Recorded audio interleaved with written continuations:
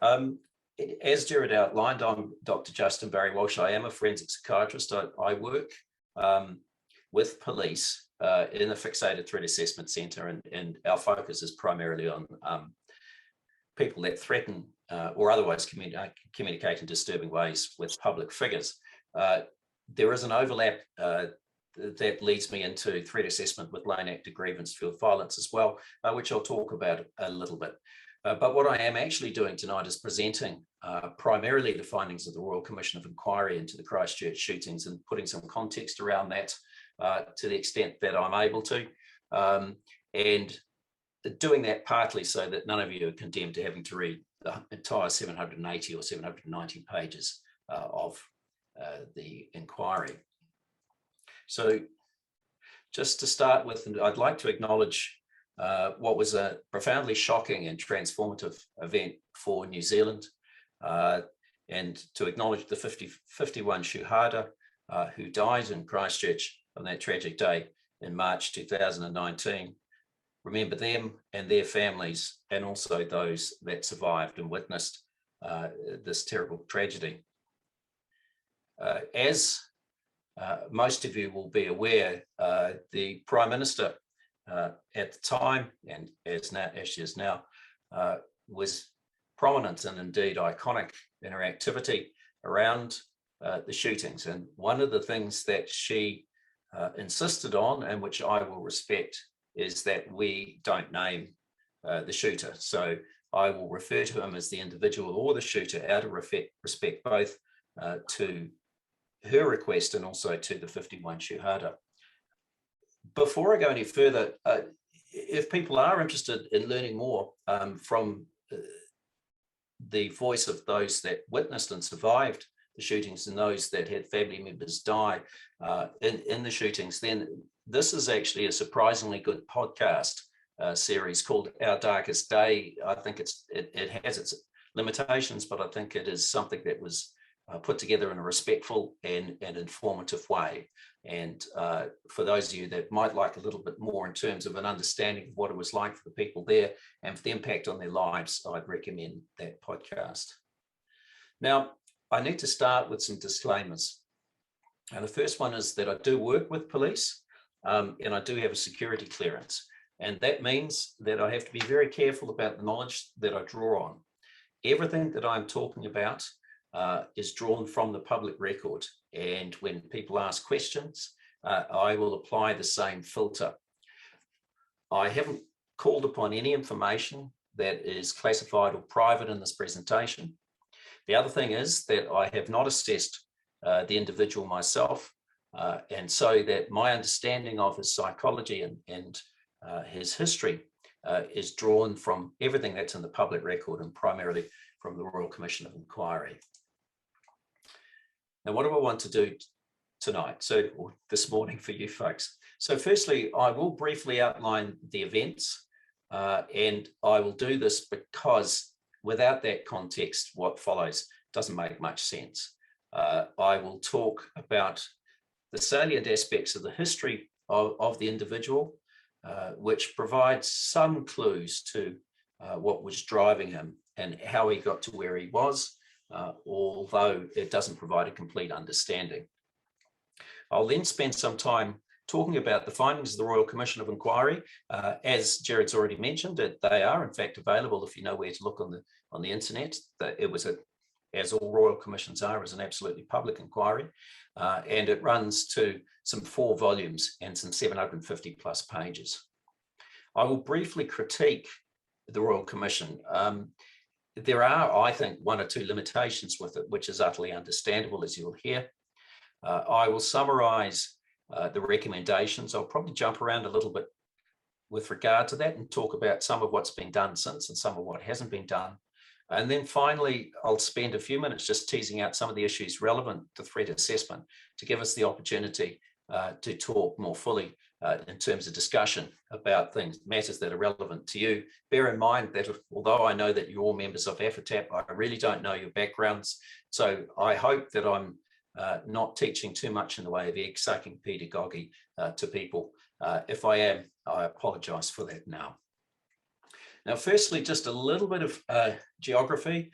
Being South, I'm assuming a number of you are from South Africa, and if so, you probably know something about New Zealand, but even when I speak to my Australian audience, I find that it doesn't hurt just remind them a little bit about our geography. So this is just the South Island of New Zealand, and the two critical places are Christchurch, which is the second largest city in New Zealand. It's slightly larger population-wise than where I live, which is the capital city of Wellington. And this is Dunedin, which was where the individual was living for the last 18 months prior to the shootings. Now, this distance between the two cities, Dunedin's more a town than a city really, is 360 kilometres. It takes about 4.5 to 4 3/4 hours to drive from Dunedin to Christchurch. Also draw your attention to this small rural, well, for New Zealand standards, not so small rural town called Ashburton, because he planned to attack a third mosque there, we know that, and that is about 87 kilometres from Christchurch and takes about an hour to get to. Now, the events of March 15, as these shootings typically are, played out remarkably quickly, in fact. So we know that he left Dunedin, he drove up in his vehicle, and as I'll talk about a little bit more, he clearly planned his route. He attacked two mosques. Christchurch is a very flat city, apart from some hills down this end, so it's laid out very much in a grid pattern. And the centrepiece, firstly, the Avon River here, and secondly, this large park known as Hagley Park, and with the centre of Christchurch in here. The city has been greatly affected by the earthquakes in 2010 and particularly 2011. There's still a great deal of rebuilding going on, but that is the centre of the city. Now, if you look at this, which I lifted directly out of the Royal Commission of Enquiry, he spent 5 minutes at the first mosque, or Masjid An-Nur, and most of the fatalities were at that attack.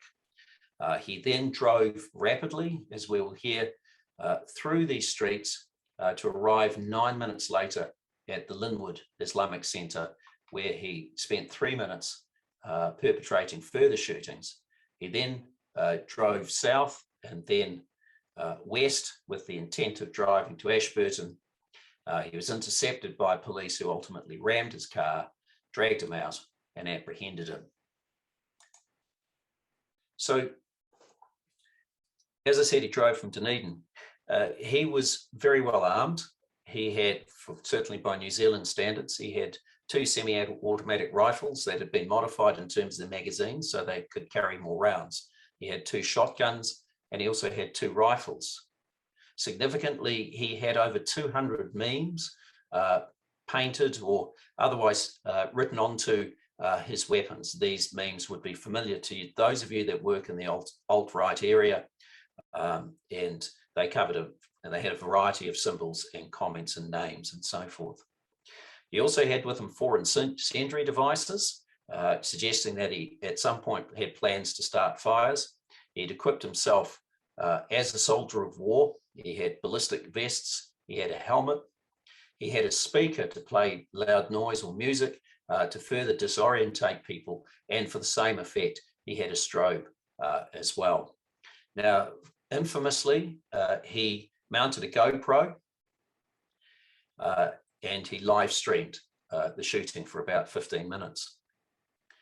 He posted to 8chan at 13:28, so some 3 or 4 minutes before these shootings unfolded, his intention, and at the same time he emailed several people at Parliament. The security enablement team there saw the emails almost straight away and acted very promptly, but of course it was far too late to do anything.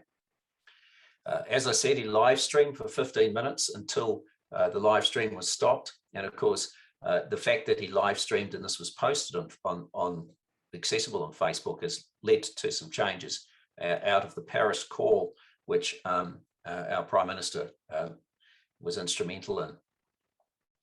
Between the 2 mosques, as he drove, he was erratic in his driving and he was shooting at other cars. And I'm not quite sure what this was about, but I do suspect that this man was starting to lose control. As I said, he'd planned to drive south again to Ashburton to a third mosque, but was intercepted by police prior to that. The other and unsurprising but disturbing thing is that he posted a manifesto at the time of the shootings. Again, this was available online. It's subsequently been taken down. In New Zealand, it's been censored, and you can only access it if you have the permission to do so. So to actually own a copy of the manifesto as a private citizen is a criminal offence. Now, the Royal Commission does spend some time giving some background about the shooter. It's, in a sense, it's tantalising. There are clues to what might have led him down this pathway that culminated in these shootings. But there are limitations as well in what is contained within the Royal Commission.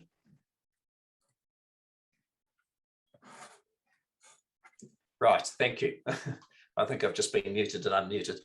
So the shooter was born in Grafton, which is a town in northern New South Wales in Australia. It's subtropical. It's not far for those that know the area from Queensland and from the Gold Coast. And he was born there in October 1990. So at the time of the shootings, he would have been 28.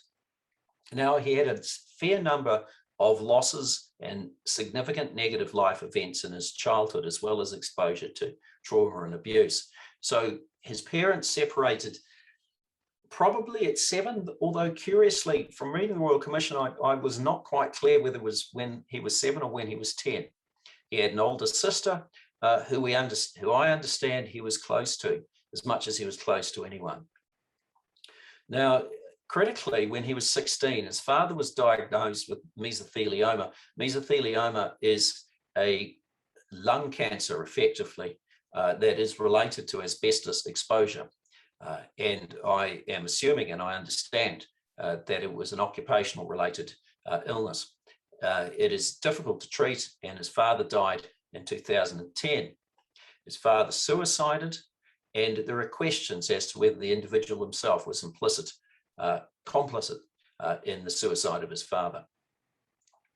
It's known that after his parents separated, the shooter became anxious. He described himself as an introvert. He had problems with social anxiety, according to his report from childhood. His mother found a new partner. This man was violent to his mother, to his sister, and to the shooter. And there's also a suggestion that this man was probably Indigenous, which may be of considerable relevance given the alt-right racist pathway that he walked down later. The family also lost a home in a fire. So there are a number of issues and difficulties in his childhood. Further, he gained a lot of weight, and between the ages of 12 and 15 was apparently extensively bullied for this. He had a very limited social network, from what I understand. By the age of 6, he'd already started seeking solace in computer games, and he said that by the age of 14, he was active on the 4chan site. Now, he expressed racist views from a young age, and to confirm this, at high school, he was seen by what was just apparently an anti-racism contact officer, which the school had, because of his expression of anti-Semitic feeling. When his father was diagnosed, when he was 16, he became a compulsive exerciser and focused on fitness and bodybuilding. He lost 52 kilograms. Around this time, he said to his sister that he thought he was autistic or sociopathic, implying, if nothing else, a strong sense of disconnection from people. Critically, his father left him nearly $500,000 Australian dollars. Now, it was rumoured that he made money out of Bitcoin. This is not the case. He gained his money from an inheritance from his father. He was working and he trained and worked as a personal trainer in a gymnasium, but stopped working at the gym in 2012 after an injury. I don't know the details of that injury, unfortunately. Following that, he travelled widely. He twice came to New Zealand. He travelled through Asia, Middle East, Europe, South America, and Africa. Now, he said, or his family said, that he was mugged in June of 2017, and in Africa, I'm not sure where. And others have said that he was more racist, or more entrenched and embittered in his racist attitudes afterwards. Whether or not that's accurate, I don't know. In terms of radicalisation, I've put inverted commas around this because of the problems I think the concept of radicalisation causes for understanding more completely these individuals. But certainly he talked to the Royal Commission, who interviewed him, of a mobilisation to violence in 2017 following the ISIS-inspired attacks in Europe. And also when he was in France and witnessing the migrants there and his view that they were displacing the white people. Further, he was motivated, he said, by Le Pen's loss in the elections, Le Pen being a right wing. We know that he was active on at least one Facebook site for the alt-right, known as the Lad Society. Now, this was a private site. He didn't communicate much, but he certainly expressed concerning right-wing and racist attitudes. I've had an opportunity to read his manifesto. As I said, this manifesto was censored in New Zealand, but I was able to access a copy legitimately. Unsurprisingly, for those that are familiar with these kind of documents, it's not a great read. It's an utter mishmash, and quite a confused mishmash of tropes. So there's certainly the anti-immigration replacement theory tropes there.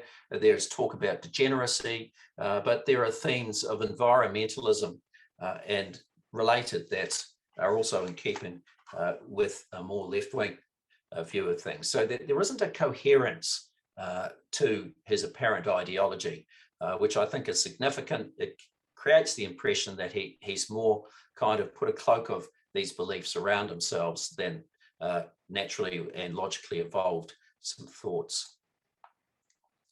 Now, he came to New Zealand in August of 2017 and moved to Dunedin. And there's every reason to believe that by this stage, he was already committed to perpetrating the shooting that subsequently occurred. He had made a friend in New Zealand who he'd had a little bit of contact with previously through gaming. He'd stayed with this person and his father. They lived up in the North Island in the Waikato. He moved to Dunedin and then lived there. He did have a little bit of contact with his family. He went back to Australia and they came over to see him as well. This contact was described best, I think, as tense. And his mother, in fact, expressed concerns about his mental health in the months before the shooting. He obtained a firearms license, and the fact that he was able to obtain a firearms license in the manner in which he did, you can guarantee, was subject to a high level of scrutiny, particularly by the Royal Commission as well as by the police. And once he had that firearms license, he was able to use loopholes in New Zealand's firearms legislation to obtain the armoury that he eventually collected. He was not someone that was born to firearms, and so he had to learn how to use firearms. And as a result of that, he joined 2 gun clubs in the Dunedin area. No. During his time, he suffered liver pain, which was due to anabolic steroid use, and he actually consulted a general practitioner for this. So he was still actively bodybuilding, presumably to build up his physical strength for the actions that he had planned. He presented and was seen in the emergency department in Dunedin Hospital in July of 2018, and this followed an accident with a misfire of one of his weapons. He injured his eye and his thigh. Not surprisingly, this did not raise any particular eyebrows. New Zealand does have a significant gun ownership, particularly in the rural sector, as you might expect, and it wouldn't be that remarkable to see something like that. after he'd come to New Zealand, he travelled, including through Eastern Europe. And it looks like he may have been trying to lay some kind of false trail that he'd consulted with people in the Knights Templar. And one of the speculations about this man is that he had a network or supporters. And of course, he certainly was very familiar with Anders Breivik and presumably much admired him.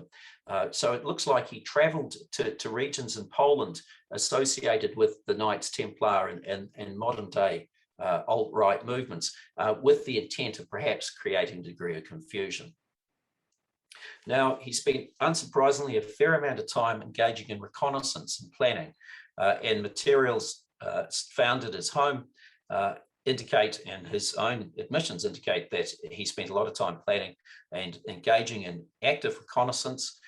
He was recalled flying a drone over one of the mosques from the park next door, Hagley Park, by a witness who thought nothing of it at the time. That was 2 months prior to the shooting, so in January of 2019. He had little social interaction with people at all. He kept a very low profile. He was known at the gun club. Unsurprisingly, again, some people who recalled him from their contact at the gun club said they thought there was something wrong with him. Others thought he was unremarkable. And I suspect that a lot of what people say has been hugely influenced by the impact of retrospect and the events themselves. Now, we know what he's done. We know something of his background. The Royal Commission of Enquiry concluded that the attack was an unhappy conjunction of his personality, the financial circumstances. So the fact that he had this large sum of money, relatively speaking, that he could use to plan and to isolate himself without working, and then perpetrate the shootings. In fact, there is some evidence that suggests that he had to bring forward the shootings because he was running out of money. They also emphasised his political views and therefore radicalisation, noting particularly his brand of ethno-nationalism and his talking about the Great Replacement being the idea perpetrated by some alt-right groups that white people are being incrementally replaced by other ethnicities. And ethno-nationalism, effectively, to simplify it, being the idea that nations should be drawn up on ethnic lines. They also noted that he was isolated, and I do think that that was significant as well. They talk about it as a way of life. I think it also likely reflects his personality functioning. Now, I actually think, on the basis of what we know, I think that it's also reasonable to argue that he probably from a very young age was developing resentment and grievance. And I'll talk a bit more about grievance in a couple of minutes, and that he found sympathy and solace in right-wing views, which is a way of thinking about it that I think has some legitimacy, certainly based on more recent research around lone actors. It was considered that the anti-immigration tropes, which were part of this mishmash of largely right-wing, extreme right-wing beliefs, were the most relevant to the commissioning of the shootings. And certainly that was the reason that he articulated for doing what he did, that this was a signal, it was meant to be a spark to draw attention to the plight of white people, to the Great Replacement, and to trigger uprisings elsewhere. Now, there's no doubt that he was a loner, and the fact that he was a loner allowed him to descend ever more completely into the irrationality of his thinking without it being contested and tested. But the reality is, as I say, there is still one hell of a gap. So, for instance, why didn't he go down the path that these people often do of either descent into substance abuse or criminal offending? What drove him in this particularly extreme way? What led to him going those extra steps to actually plan such an extraordinary action? There are aspects around his personality functioning that probably will give some answer to that, but there's still a great gap between what I know about this man and his actions. A critical thing that needs to be emphasised is that he was an outlier like Anders Breivik, and that he had an extraordinarily high level of operational security for a lone actor. So there was very little leakage, there was very little warning signs that would allow anyone or any service, as we'll hear in a little while, to identify that this man was on this pathway and was planning such an activity. The Royal Commission, moving on to that, was established quickly, 10 days after the shooting. The terms of reference were pretty broad. It required looking at the public sectors to see whether there were any failures in the public sectors. It was allowed to quite broadly consider other matters that they thought relevant. It was not to address firearms legislation, although it did certainly look at firearms and the way the firearms legislation was implemented. And we'll come to that, the reason for that in a minute. And it was to produce a suite of recommendations, which we'll talk about. Now, the Royal Commission Royal Commissions New Zealand tend to have a high profile. There were extensive submissions to the Royal Commission.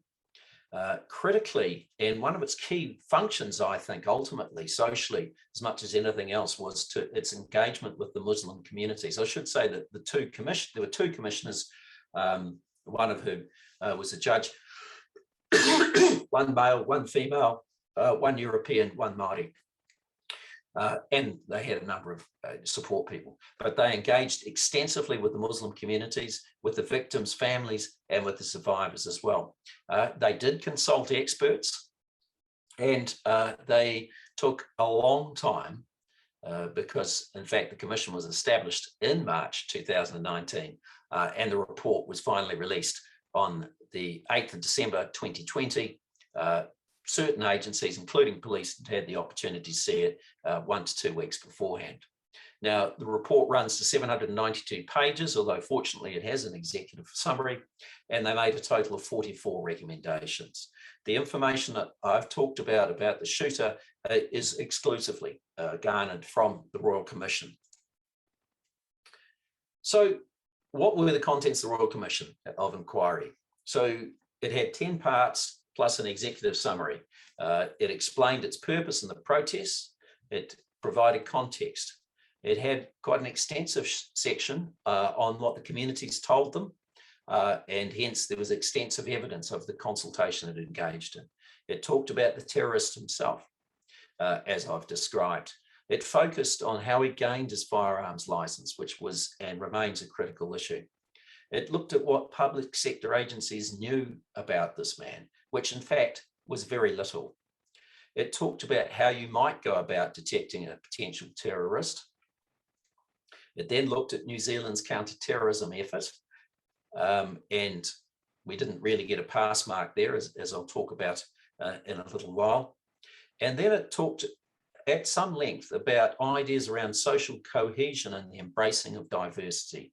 Another way, seeing this as a mechanism to counter these potent racial and other divisive narratives, which from my experience have probably been accelerated due to both the election of Donald Trump in 2016 with his propensity for dog whistling, and then the COVID epidemic in the last 18 months or so. And then, of course, it made recommendations. I've summarized the recommendations. You can online and you can look at them. It won't take you too long. Talk about details. If you're not from New Zealand, some of them won't make much sense. You need that context. And also, I'm trying to just pick out some of them I think would be of particular interest and relevance. Broadly speaking, the first 8 recommendations are political and structural in emphasis. So they're talking about the establishment of or changes in services and the political response to terrorism. The next 6 focus on the issue of information sharing, which is something that in my role with as a threat assessment professional, I'm absolutely passionate about, and also the public reporting of individuals or people that may be of concern. There's one around the establishment of a research agency, which I can talk to a little more. Then several are about public-facing political responses, and there's a lot of emphasis on transparency and public-facing activity in the area of counterterrorism. One focuses on legislation. A number of them address the process, so not the legislation, but the process for obtaining firearms licenses, the way that it was done, the way it can be done better. 3 talk of the importance of support to whānau, which is te reo or Māori for family survivors and the witnesses. There's a lot that address this concept of social cohesion. It's not an area I'm expert in, but there's a lot of emphasis on that. And then the last 2 address how the Royal Commission recommendations should be implemented. So just a couple of key recommendations, and then we're just going to bounce around a little bit. I'll talk about a couple of recommendations, and I'll talk a little bit about the landscape, counterterrorism landscape, both at the time and now. So the first 2 emphasised that there needed to be a single minister who had responsibility and accountability for counterterrorism in New Zealand, and that there needed to be a new national intelligence agency established, and that this was to be strategic, was to lead engagement in the area, and also was to be public facing. Now, they're pretty clear that they didn't want this to be a monolithic agency.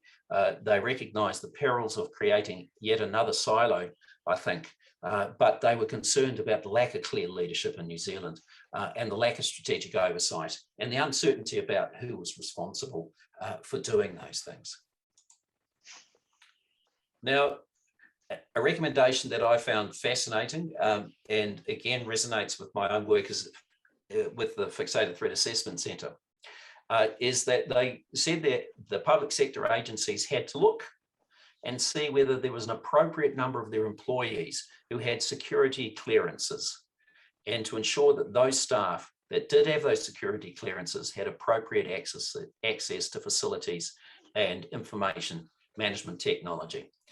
In other words, were there enough people, presumably well, they found there weren't, but the agencies should ensure that there's sufficient people who have sufficient clearance, security clearance, to be able to access information and to exchange it appropriately and share it between agencies. Now, they also talked at recommendation 12 about something that anyone that, and I can't speak for South Africa, but in Australia they have a living together safely campaign, and of course the UK has for a long time had Channel and Prevent, and so which provide the opportunity for people to phone a toll-free number and report things or people of concern. And they seem to be suggesting something similar, that New Zealand develop an accessible reporting system that the public can access.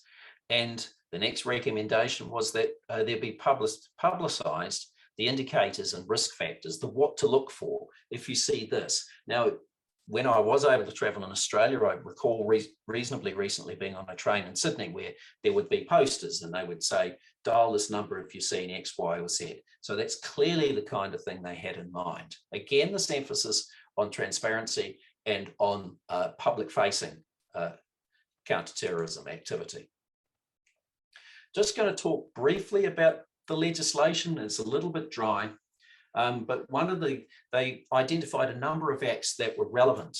The first 2, if you like, criminal acts in the sense that they deal with crime, individual crime, so the Crimes Act and the Summary Offences Act. And these 2 were highlighted because that's where they thought changes could capture the criminalising of hate speech, which was something that they recommended and emphasised. And I'll come back and talk a little bit more about that because that has become really problematic. Terrorists like to have money and need to be financed, so they recommended looking at the Public Finance Act, the Intelligence Security Act, which sets up some of our counter-terrorism and intelligence agencies, the Terrorism Suppression Act, and I'm going to come back to this because there was an appalling loophole in that. They couldn't touch firearms legislation, so they tackled the process of getting a gun. And then the National Intelligence and Security Agency, that's an act as well, which again sets up infrastructure for these intelligence agencies. So they did focus on a number of legislative areas which they thought needed improvement, and I think their arguments in that were sound. In particular, they identified with the Terrorism Suppression Act that we have, that in fact it wasn't illegal for an individual, as opposed to a group, to plan an act of terrorism. And if you found evidence of that, you couldn't prosecute them under that act. That's already been changed. Now, I said I'd critique it, and yes, sorry. So there's one question that popped up as relevant to what you've just discussed, and that is I don't know if you said it's already in effect, but there's a reporting system that I think members of the public can report. Who acts upon those reports, or is that not yet in effect? Oh, goodness me. That's not in effect. Thank you for that. So Australia has that. I know the UK has that. We don't have that. And that is, I think, a big issue. It's a problem because the police are kind of expected to do it. And, you know, the police have limited resource. But no, we don't have that available yet. So that it's still quite ad hoc, that kind of reporting. If you identify someone of concern, there are places you can go. There is a police number you can phone. We have what we call the police 10-5 number. That, all going well, will then go through to local or centralised intelligence for further analysis and threat assessment. But it is not the comprehensive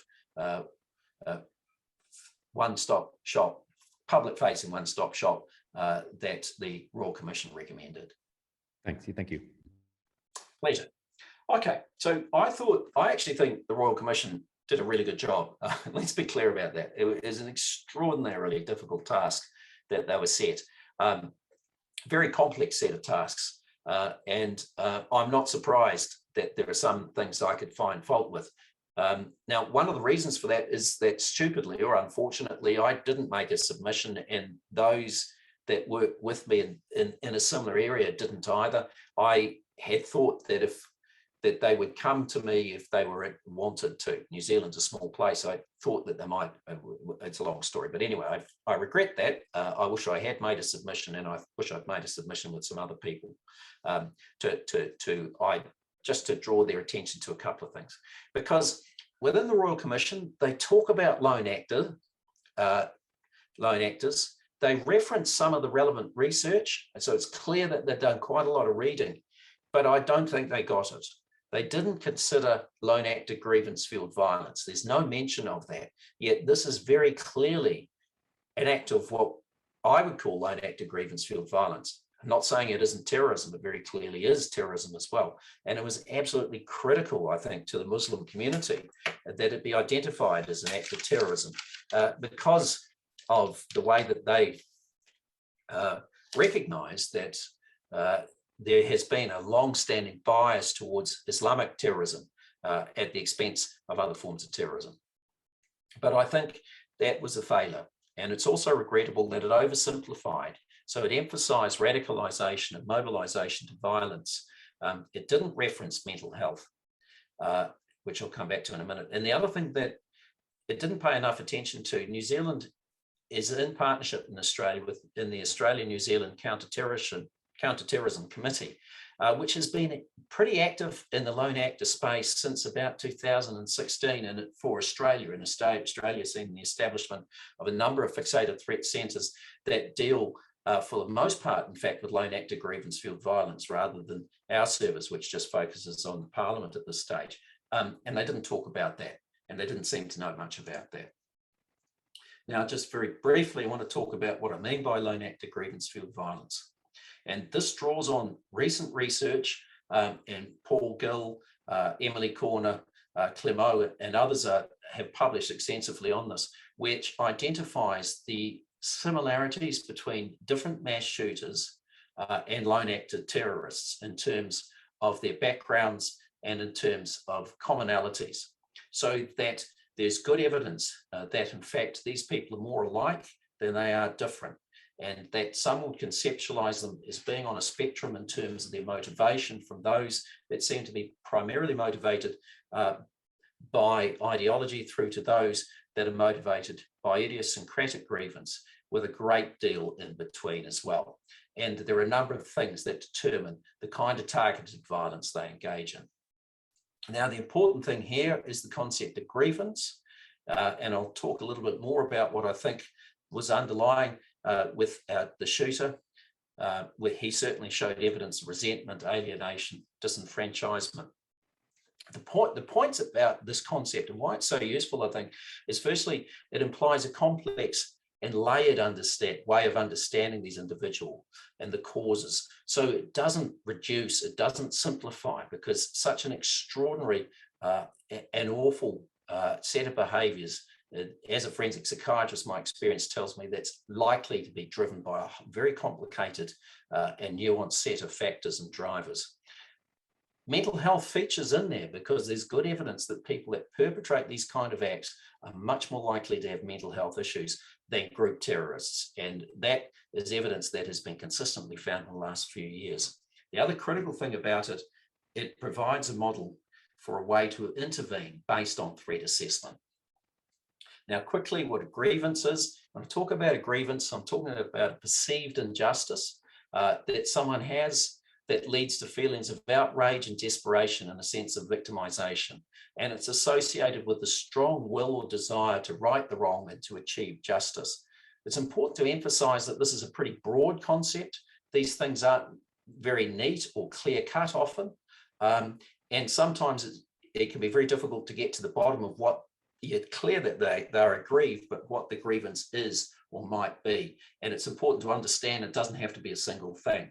I think in the shooter's case, his ideology included, which was pretty jumbled, had a lot of themes of injustice and replacement theories. A lovely example of that. Outrage and desperation are clear in his manifesto, and both implicitly and explicitly. His shootings were directed at apparently a wish to right a wrong and to spark a correction, social correction. And I think in his development, there was a lot that could be understood as what might lead him into the kind of ideology that he inherited. And I understand from others that there's quite a few parallels with Breivik in that regard. And as I've said, what's important about grievance and concept of grievance-fueled violence is it allows for potential intervention through threat assessment, but also provides, I think, a richer understanding. I'm not saying it's the full story, but it's a useful lens to look at. Now, coming back to the Royal Commission, they found there was no public sector failure to blame. And I think that that is accurate. This man, as I said, had a very high level of operational security. They noted that even optimized counter-terrorism services would have been unlikely to detect the shooter, which is in line with what I've just said. They found that counter-terrorism and security services in New Zealand were decentralised. That's being polite. My experience is that they're quite a kind of mishmash, and it's hard quite to know who's doing what, or was in any case, and difficult, therefore, to have a clear and coherent understanding of how these services fit together. This does allow for flexibility, which was acknowledged, but it meant that there was a lack of leadership and direction. They were under-resourced, and there had been opportunities for increased funding that hadn't gone. Finally, they appeared to be overly focused on Islamic threats. There were people that recognised that the alt-right were a high level of concern. Bear in mind, this is 2019. Donald Trump been around for over 2 years, and all that had bubbled up in the United States following that was well known. But nevertheless, the impression was, and perhaps rightly so, that they were too focused at that time on concerns around Islamic terrorism and missed the likelihood of this kind of alt-right activity. Now, just very quickly, one of the reasons it's worth reading the Royal Commission is if you ever want to understand how the intelligence and security services in New Zealand function, this is the place to go. We have a number of related agencies that are relevant. So the SIS, the Security Intelligence Service, that's an intelligence agency. It's pretty secret. There's also the Government Communications and Security Bureau. Now, they're the people that do the wiretapping, the spying, and so forth, the technology of it, and they're asked to do tasks, often by the SIS. The police, because the police are the operational arm.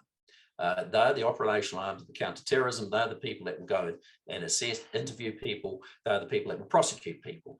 So they have their own intelligence and important counter-terrorism capability. Customs, because people bring stuff in and out of the country, import things. Immigration, clearly, because one of the biggest concerns in New Zealand prior to 2019 had been people moving into New Zealand who had been radicalised and perhaps had been fighting with ISIS. DPMC stands for the Department of Prime Minister and Cabinet. Under New Zealand has a Westminster-style parliament, and this particular government department, I can't really explain it, particularly not with the time left, but that bit of the government that has particular responsibility for some roles that Cabinet and Prime Minister have to pick up, and that includes security. And then we had a couple of kind of collected groups that had voluntary membership, including the National Assessment Bureau and what's called a Combined Threat and Assessment Group. Now, I'm hoping to hear more about that when I meet with someone tomorrow, but these were groups that would get together. The problem with all of this is, although people assumed who was in charge, no one was clearly leading strategically and even tactically the counter-terrorism effort in New Zealand. As a result, the Royal Commission found a number of problems. Now, one of them was with information sharing. They found that information was overclassified, so it was marked top secret when it could have been just restricted.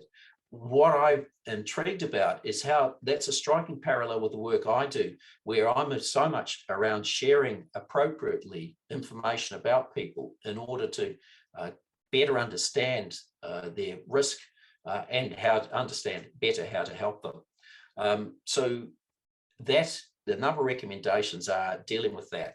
There was a lack of resource and a lack of infrastructure, which is a kind of standard problem, I think, within government agencies. And as I've already said, questions over who was leading. It was recognised that there was a need for strategic thinking and what they called horizon scanning. In other words, looking ahead, what's coming up, what should we be starting to be worried about? As a result of that, they made this recommendation that there be a centralisation, and so that insofar as there's a single strategic agency led by a single minister who has overall responsibility for these things, including strategy, policy development, development of legislation, and public relationships. Also, moving away from classical leads where you get a lead and investigate it to what they call target discovery, which sounds very wonderful, but I think it's really just a better system for picking up information from leakage and from other sources and sharing information better. And then again, this talk about public-facing strategies, and the way I conceptualize it is the Australian living safely together. Now, just finally, when we're going to run out of time very shortly, I want to leave plenty of time for discussion. Just a couple of things to pick up on. They talk about threat and they talk about risk, and these can mean different things. And I think there's some conflation of the two. And when I talk about threat and threat assessment, I'm talking about a cheap and a quick and dirty process and not much information. And when I'm assessing risk, I want more information and more time. Other people are talking about it more in terms of the risk reflects not only the threat, but the potential outcome from that threat. What this tells us is the importance of having precise communication and making sure everybody that's talking to each other are talking about the same thing. There has been an extraordinary growth, of course, in open source intelligence, and New Zealand police are rapidly developing that capability at the moment, because scanning of social media in particular is now a common way to identify leakage. As I said, the Terrorism Suppression Act didn't seem to work at all. I mean, if someone had found the shooter, they wouldn't have been able to charge him under this act, because there was no provision for an individual who was planning a terrorist act to be charged. One of the criticisms I have of the Royal Commission of Enquiry is that nowhere does it say you're going to have to put aside a whole lot of money for all this. because frankly, the recommendations do require a considerable increase in resource to be fully effective. And I think that's a wasted opportunity. And as we talk about what the government are doing over the next couple of minutes, you're going to hear that there's stuff happening, but there's a need for more resource. And finally, again and again, they talk about these needs for public face to counter terrorism, which is perhaps a slightly uncomfortable place for threat assessment professionals to be, to have a little bit of scrutiny publicly of us, but also of transparency. Now, the government accepted all recommendations. Minister Andrew Little, who's also Minister of Health, and he's busy at the moment because our nurses are quite rightly striking over their poor pay, is also responsible for implementing the recommendations. And the Department of Prime Minister and Cabinet have got the job of coordinating that. So that's already highlighting some of the difficulties we're running into resource issues. Now, I mentioned firearms earlier. The hands-off of the firearms legislation was, of course, the government moved, as the Australian government did after Martin Bryant in Tasmania in 1996, moved very quickly to change firearms laws. And they've brought in several changes to the gun laws. They're focused primarily on reducing the availability of larger magazines and of semi-automatic weapons. They had to do this, I have no doubt about it. I don't know how much impact it will have more generally on gun violence, but it certainly would make it much more difficult for someone to own and possess a semi-automatic weapon and then use it in the manner in which this was done. This did gain the notice of another country which has a very poor track record in doing things about gun control in response to massacres. And of course, they were saying, well, look, why Australia did it, New Zealand have done it, why can't we do it? And I think we know why. They've changed the counter-terrorism laws. So, I mean, these are probably easy things to do, relatively speaking, and they've clarified a number of issues, particularly this one of a new offence to criminalise planning or preparation for a terrorist act, which, as I said, was an extraordinary omission from the legislation previously.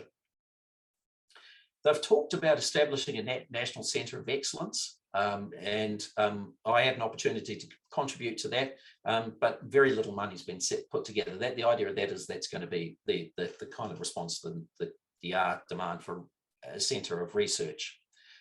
We're going to adopt the Budapest Convention on Cybercrime.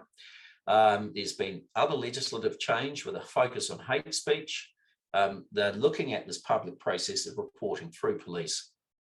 And we do have the development of a disengagement program for radicalised individuals, particularly youth. That's slowly but surely developing at the moment and actually has some funding as well. Quite what that's going to look like, it's not quite clear yet. Hate speech is a dreadful thing to try and legislate, and the government is struggling with that because it's difficult to define. It's really interesting what people think it is.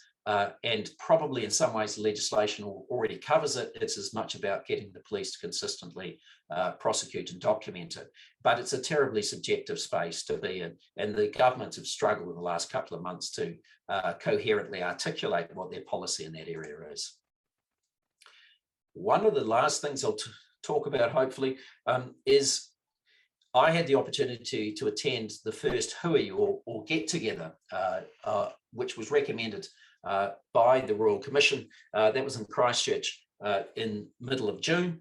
And the idea was that there should be annual meetings that create opportunities to build relationships and share understanding of countering violent extremism and terrorism. And the Royal Commission recommended that these be a bringing together of experts, but also communities, NGOs, private sector, and so forth, into one place where there's these opportunities to build relationships and to share understanding of countering violent extremism and terrorism. So I went to the first one. There was an extraordinarily diverse group. There was a number of Muslim communities and other communities. Tanga Te Whenua, or the Māori, were strongly represented in a number of different ways. There are non-governmental organisations. There were academics, a lot of public servants. There were politicians. There was police. There were security agencies. There were private sector security staff. Twitter turned up. and Facebook. They both got a roasting, a little unfairly, I thought, and also the media were present and talked. There was a quiet voice from health. There were two of us. And the staggering thing about health is it's kind of left out. The Countering Terrorism and Violent Extremism National Strategy Overview doesn't mention anything about health or mental health at all, yet it clearly has an important part to play. This getting together was fascinating. It lacked coherence, but what was extraordinary with some of the sessions, particularly the personal narratives of some of the people involved. So the Muslim Women's Council spoke passionately in a session about hate speech. What's striking about that is their description of their experience of hate speech is very similar to what people experience when they've been stalked. That was the first get together. There's going to be more. I think that they'll be more productive in terms of dialectic and in terms of developing policy and understanding of themes and interventions and so forth, but as a way of getting an understanding of what's swirling underneath and how people feel about these issues, it was an extremely worthwhile experience. Now, as I said, I promised to talk a little bit about threat assessment, and finally we get there. What does this mean, all of this mean for the threat assessment environment in New Zealand? Well, as I said, you'd think there'd be lots of money thrown at this, right? Royal Commission of Enquiry, a shocking event, 51 dead. But of course, there hasn't been. There's bits and pieces going around, but there's not a lot. It's fair to say that the shootings are a long cloud that sit over everything in the counter-terrorism space and the threat assessment space at the moment. You're constantly reminded of it. It was a shocking and if you like, pardon the awful pun, it was a seismic shift for New Zealand. There's much more emphasis in the space on the alt-right. And of course, we've had this extraordinary sort of fecund blossoming, it's probably not quite the right word because it's not positive, following COVID, with the development of conspiracy theories, the joining of the alt-right to the wellness area, the development of so-called conspirituality and so forth, and a lot of that is bubbling up and also playing out in the threat assessment space, people getting very hostile and angry and threatening and belligerent because of COVID and the COVID restrictions and the conspiracy theories that swirl around underneath it. I think there's plenty of promise, I think there's plenty of potential, and there's an awful lot of work to be done. There's also the effect of having a very populist Prime Minister, which has some curious effects. And this is the headline.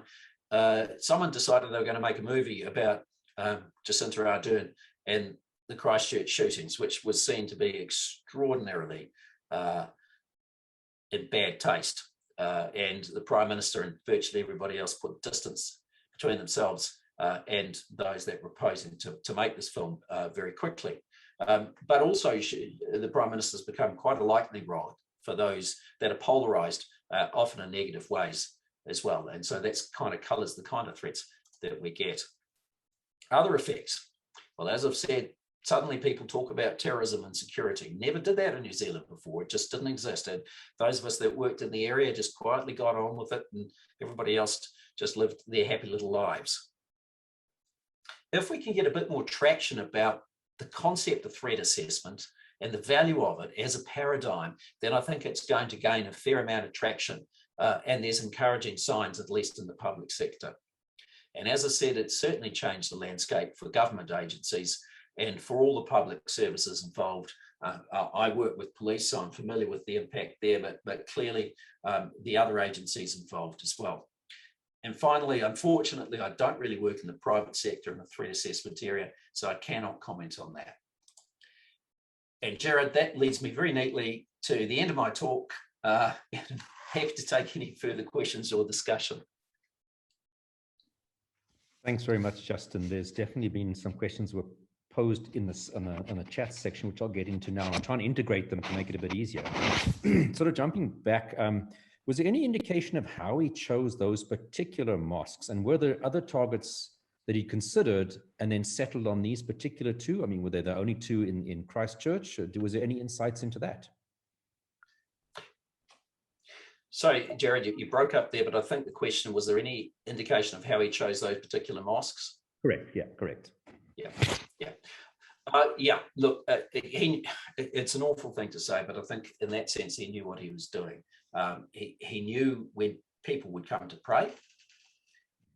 He knew which prayers would be the busiest. He looked at the physical structure of these mosques. He looked at the Dunedin Mosque and decided that it wasn't so good. He very clearly chose those mosques in terms of their physical layout that would maximize his opportunity to kill people. I mean, it's an extraordinary and awful thing for me to be saying, but I think the answer is, yeah, he planned this very carefully. He did his homework. As I said, there's good evidence that he'd done surveillance, and that probably included flying drones over the mosques to get even, and he had copies of the plans of the mosques as well. I mean, all these things are available online. So he spent a lot of time. And remember, this is a man that was on his own. He was in New Zealand from late 2017, so probably nearly 18 months, in which he was obsessed with this one day and this one act. So yes, very carefully planned and deliberately chosen. And it's said that he chose New Zealand because he recognized that it would be easier to obtain automatic weapons here than in Australia. Okay, because that was going to be my next question. Why not back home? So even his whole move to New Zealand was related to this issue that he was thinking of. Yeah, we think so. Yeah. I can't say for sure because I haven't interviewed him, and so there's some gaps in my knowledge, but the indications are yes. In Australia, there has been a slow erosion of the firearms legislations that was brought in the wake of the Port Arthur massacre, which I referenced in 1996, but it is harder to obtain semi-automatic weapons. In New Zealand, there's nothing to stop you from getting a semi-automatic weapon with a small magazine and then converting it into one with a much larger magazine, in essence. And you could legally do that, and you could legally own multiple weapons. And he looked at that and he thought, well, then I'll come to New Zealand. And also, of course, I mean, New Zealand doesn't have the same security consciousness that other places have, less likely to be protected if he chooses his sites carefully as well. I think it also points to this thing that these things are never spontaneous. That's just more and more evident. Yeah, no, I'm going to turn off my camera. That makes it easier. I just was saying that it points that these things are never spontaneous, that there is always the pre-planning, and the threat assessment hopefully could pick that up. So. That's right. And when the SIS, the Security Intelligence Service, were doing a presentation in the aftermath of this that I was able to attend, the point I made was, look, you shouldn't be asking yourself the question, how could we have stopped him? The question is, how do you stop other people from doing similar things? And the reality is, most people exhibit far more leakage behaviour in that time course up to these acts than he did. And yes, they are planned. Most times, someone else knows something about them as well, which is, I think, why it's important to have a public-facing reporting line and a place to filter that information and to separate the information from the noise. Yeah. The other two questions are kind of relating more to this individual and their background, the profile of the individual. So the first one relates to, was there any evidence of him having close, intimate sexual dating type relationships prior to this? I know you did say he was a loner, and how did those go? And then in terms of his own social media, I know you said on the day he posted stuff, but was there any indications, did he have a social media profile, and were there posts that could have, or in retrospect, were a bit suspicious? Look, I can't answer the first one in any detail. I don't know is the answer to that. I would like to. As I said, there are gaps in what is contained within the Royal Commission of Enquiry. The answer to the second one, he was very careful about his use of social media. There were one or two little conversations with that Facebook group where he let something slip, and I think he recognized that quickly. So no, he was really unusual in that regard as well, and so very deliberately restrained himself when it came to use of social media. Okay. I suppose if you look at it, the whole fact that he moved to New Zealand would have most likely therefore been for this attack. He would have been in operational mode and more likely very, very cautious about what he's going to be putting out there directly or indirectly. Yeah, that's right. But of course, that's unusual from my reading the literature and what's been published about this. Most people find it just too difficult to sustain that for such a long period. And there must be aspects of his personality, I suspect, that he's profoundly obsessional as well, although I don't know that, that allowed him to maintain this extraordinary level of operational security. Yeah. And I found the next few questions relate to what you touched on in the end. What does this mean for threat assessment? And I kind of had to smile because I often see it here with our government. Something happens, they suddenly get in a huff and put together a little specialist group of people. And often it's not actually people who are specialists in that particular area. So what you get out of it is a really great missed opportunity. So what was threat assessment as a concept like in New Zealand prior to this taking place? I know here in South Africa, we're still trying to get people to think about the concept of modern threat assessment, to think about it in the workplace, to think about it in policing. And it's a slow journey, and that's what AfATAP is primarily aimed at trying to do. You know, was it a concept? I mean, you mentioned that, you know, they didn't contact you with regards to this Royal Commission, and it harks back to what I mentioned just now, that governments often jump forward, do things, but when you look at who's involved, you're looking at like, why on earth are those people involved? So the state of threat assessment back then, prior to the shooting in New Zealand, I'm curious whether FTAC was started. I see it started a few months after this. Was it already in the plans before this sort of attack took place? And were any of the commissioners threat assessors? No, just the answer to the last part. Look, public threat assessment is still a very small thing in New Zealand, in the way that I think about it, and a way I imagine that most people in your organisation, in our organisations, our TAPs, think about it, although the police do that sort of work. The FTAC, I was aware of the, prior to the Christchurch shootings, very aware of the opportunity and the need to expand into the lone actor area. That had happened in Queensland in 2015, it happened in Victoria following a tragedy in 2018. Hasn't really happened in New Zealand yet, although we're trying to push it hard that way, and it is moving in that direction. But unfortunately, as I said, the Royal Commission didn't see this. Nowhere is the concept of fixated threat assessment, which probably isn't quite so relevant to this individual, or threat assessment as we think about it, really talked about it in a meaningful way within that entire report, because he was constructed as a terrorist. And this is the problem, I think, when you label someone as a terrorist. Having said all that, I know there's a number of people now that are more interested. We are hopefully getting a critical mass. We are probably moving slowly in the right direction within the public's sphere anyway. I am also aware, and this is why I mentioned the Australian New Zealand Counter-Terrorism Committee, because in Australia, they've done a lot of thinking and a lot of talking in this space, and they have a number of, I mean, Victoria, Queensland, New South Wales, and Western Australia in particular have quite well-developed public threat assessment systems, and there's a federal one as well. So they're doing that. New Zealand has therefore the opportunity to tag along on their coattails and to learn. One of the problems is right now we can't travel to Australia, and I think that's also slowing it down. So I'm sorry that's a little bit long-winded. I think there is movement in this area. It's certainly slower than I would like.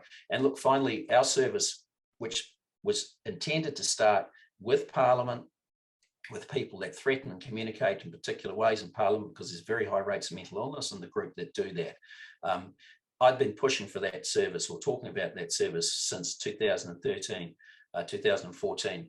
We've been running sort of since 2017, so well prior to this. At this stage, our scope wouldn't include the kind of people that are planning the activity this man is planning, although occasionally they might pop on our radar, but there is a move to expand into that area. Well, perhaps I can pick up on the last one that I see. Is it possible to place a time frame on this event from the perpetrator's conceptualization to actual event and execution? Did this individual's action spark following of other individuals who pose a risk as lone actors? Second half of that question I can answer. One of the big concerns of these events is mimesis or copycat events.